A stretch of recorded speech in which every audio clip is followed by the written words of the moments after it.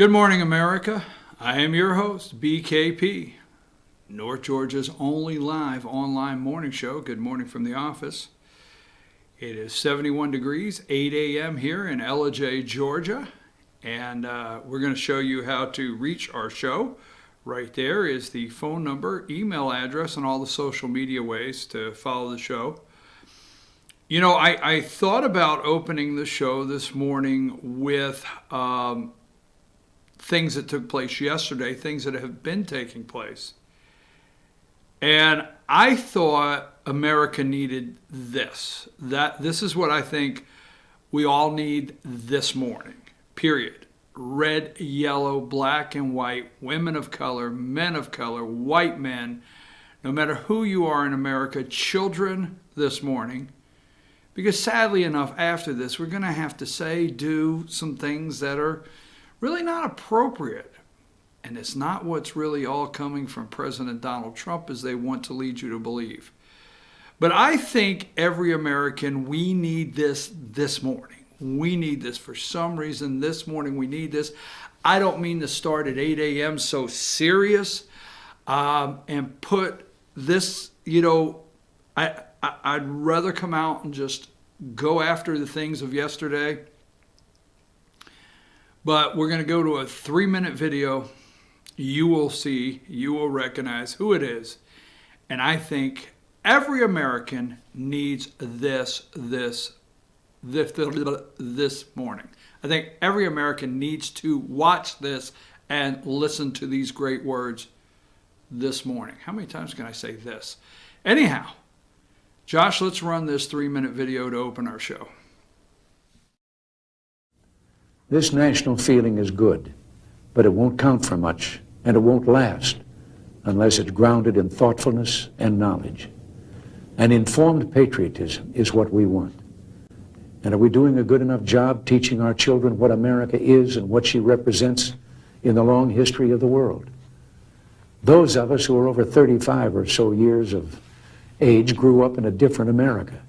We were taught very directly what it means to be an American. And we absorbed almost in the air a love of country and an appreciation of its institutions. If you didn't get these things from your family, you got them from the neighborhood, from the father down the street who fought in Korea, or the family who lost someone at Anzio. Or you could get a sense of patriotism from school. And if all else failed, you could get a sense of patriotism from the popular culture. The movies celebrated democratic values and implicitly reinforced the idea that America was special. TV was like that too, through the mid-60s. But now we're about to enter the 90s, and some things have changed. Younger parents aren't sure that an unambivalent appreciation of America is the right thing to teach modern children. And as for those who create the popular culture, well-grounded patriotism is no longer the style. Our spirit is back, but we haven't re-institutionalized it. We've got to do a better job of getting across that America is freedom. Freedom of speech, freedom of religion, freedom of enterprise, and freedom is special and rare. It's fragile. It needs production. So we've got to teach history based not on what's in fashion, but what's important. Why the Pilgrims came here, who Jimmy Doolittle was, and what those 30 seconds over Tokyo meant. You know, 4 years ago, on the 40th anniversary of D-Day, I read a letter from a young woman writing to her late father, who had fought on Omaha Beach. Her name was Lisa Zanata Henn, and she said, "We will always remember. We will never forget what the boys of Normandy did."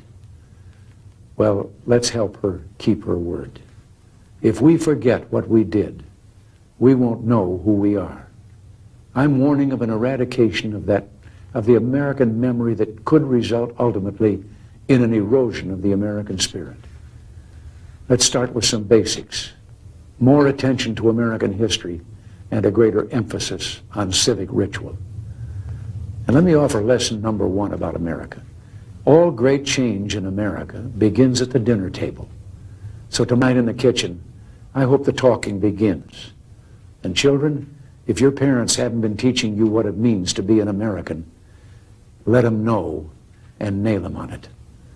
That would be a very American thing to do. If we forget where we come from, we won't know who we are. More attention to teaching history. America is freedom. If you're 35 or older, you learn this in school. TV shows were patriotic. Your neighbor's patriotic.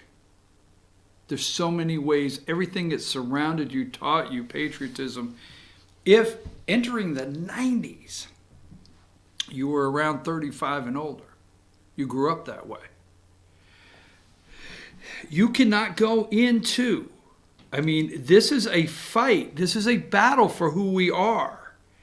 And I think everybody, and I hate to say, I regret to say, right after that great 3 minutes from Ronald Reagan, President Reagan, on who we are to open the day, we didn't take those words and we didn't run with it. And look at what's happened in our schools. We've erased the memory. We have erased the history, and we're erasing people's memory of what took place in this country and who we really are.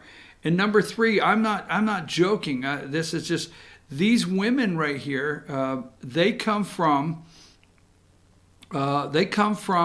areas where they come from. They don't believe in assimilating. They don't want a citizen question on the census for one reason. They are determined to end citizenship. They don't understand, this group and millions don't understand why we have to be citizens of anywhere. We're just residents of a territory within the world. Erase the border. You just happen to live in Iowa.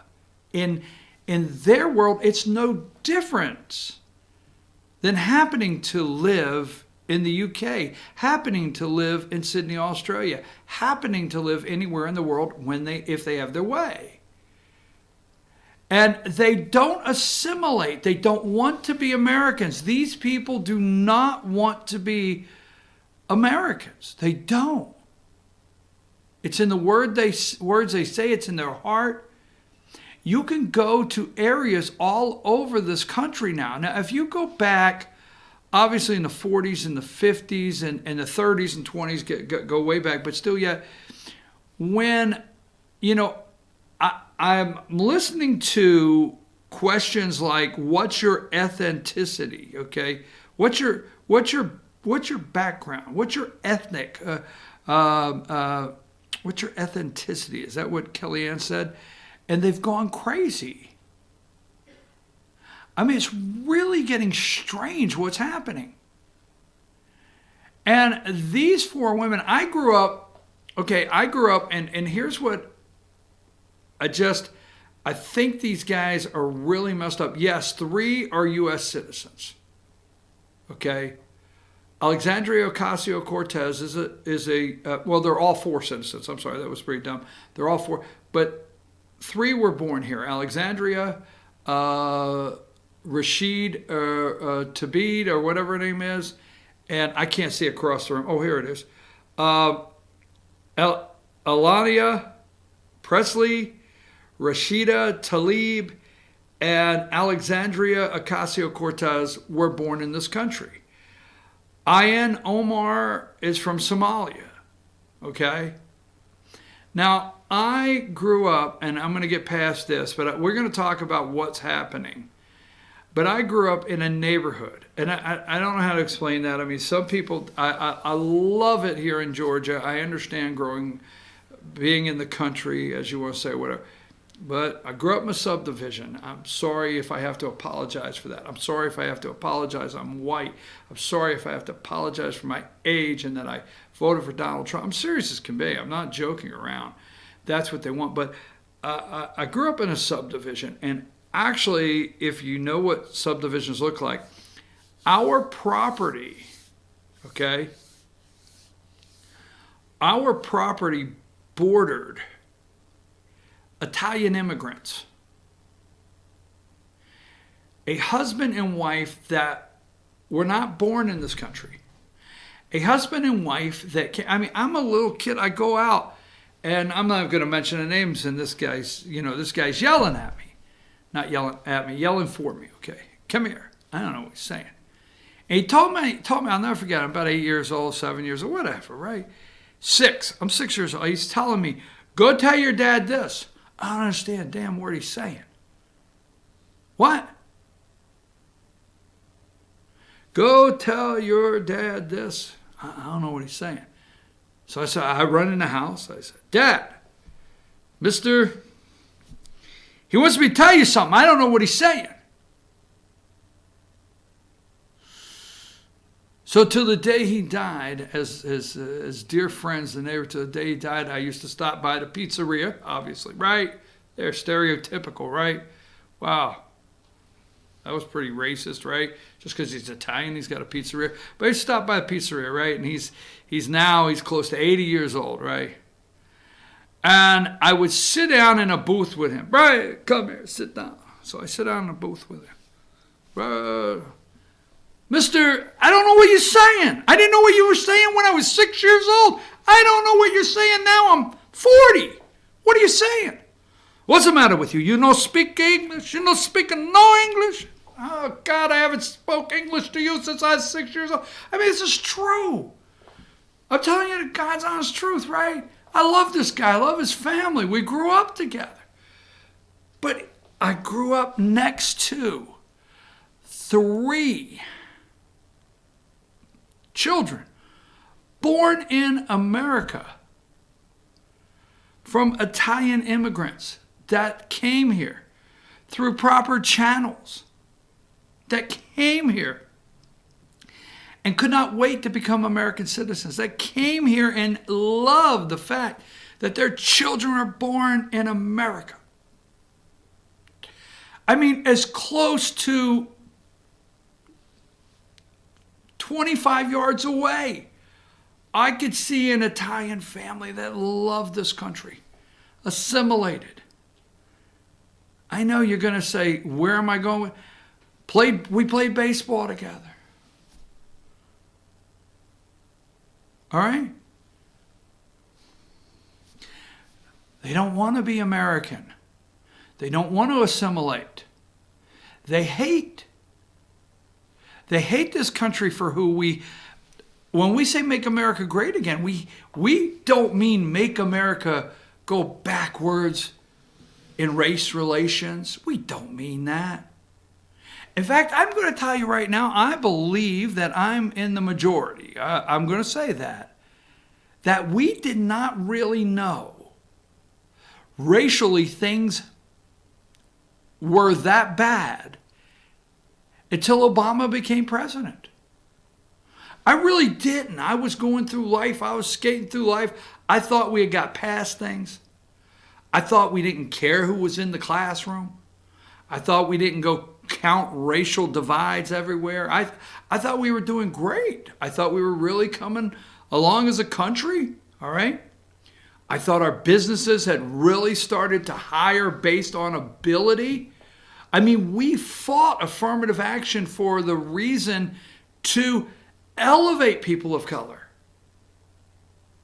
I mean, we really, I thought, were growing in this country where businesses were hiring the best candidates. Schools were putting the best athletes on the field. All the above. The master plan of the Democrats, hate, divide. We're going to talk more about that. Racist. They said racist. CNN and MSNBC have said racist. I mean, they're in the thousands. No, I'm serious. They're over 1,000. Just said Sunday.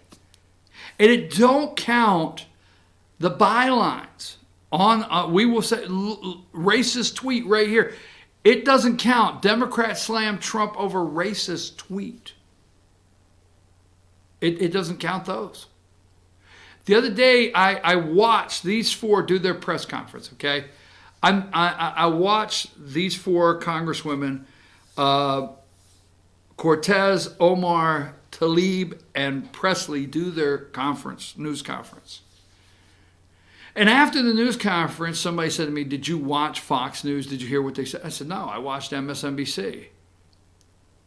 And people always wonder, why'd you do that? Because I'm just going to tell you, they're the enemy. And folks, we are going to have to know what the enemy is doing. Okay? We're going to have to. I mean, Fox is comfort food. I get it. I watch shows on Fox. All right? I do. I obviously, I like the direction they go in 10 times more than anybody else. But Fox is comfort food. And you got to get off the comfort food and get into the classroom on some of this stuff and see what's really happening. Because we got some work to do between now and 2020. If you're looking at me and say, it's a slam dunk, and you're looking at the screen at those 4 ladies of color and you say, it's a slam dunk, we've won. You're missing what they're doing, okay?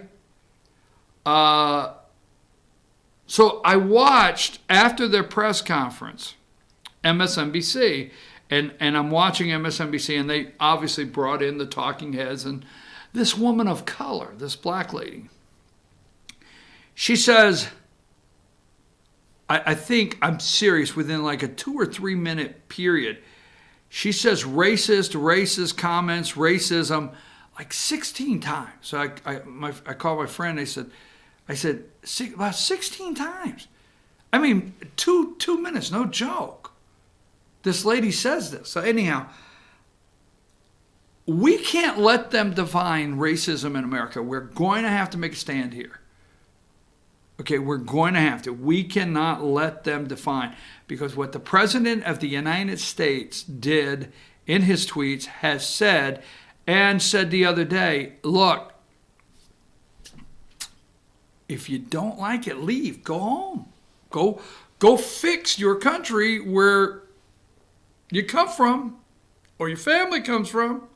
Come back, tell us how it's done if you're so great. Or get on board and love this country. I'm your host, BKP. We're going to go here, take a brief break. When we come back, we're going to turn it up. Now, when we come back, let me tell you this before we go to commercial, okay? And these are my personal beliefs. And I'm trying to, I do come in here and get conflicted, because I really think you shouldn't go around saying anything that you wouldn't want to say in Sunday school class.